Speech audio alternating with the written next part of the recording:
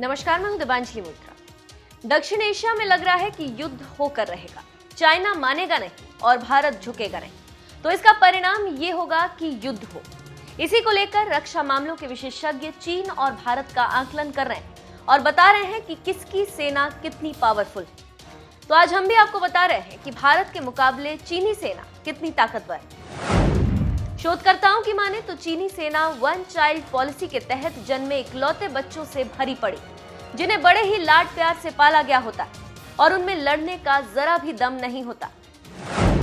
इसके साथ ही साथ 1979 के बाद से चीनी सेना ने कोई बड़ी मुठभेड़ नहीं की है जिससे उसको कुछ अनुभव हो सके, और चीन के सैनिक अपनी ट्रेनिंग का 40% हिस्सा राजनीतिक ट्रेनिंग में बिताते हैं।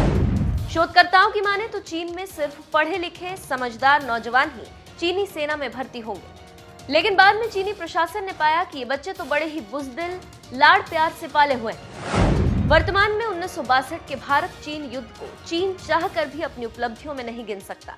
जब 1967 में चीन ने एक बार फिर ये कथा दोहराने का प्रयास किया तो भारतीय सेना ने नाथुला और चोला के क्षेत्रों में चाइना को पटक पटक के धोया।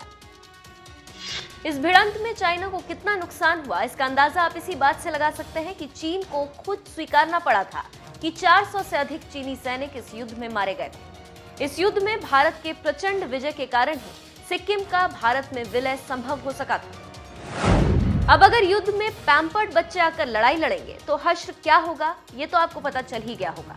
अब आपको चीनी सेना की एक और उपलब्धि बताते हैं।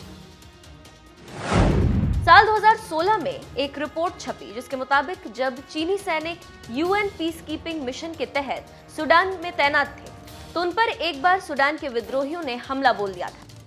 उन चीनी सैनिकों पर एक सिविलियन प्रोटेक्शन साइट की सुरक्षा करने का जिम्मा था, लेकिन विद्रोहियों को देखकर चीनी सैनिकों के पसीने छूट गए और वे अपनी जगह को छोड़कर भाग गए।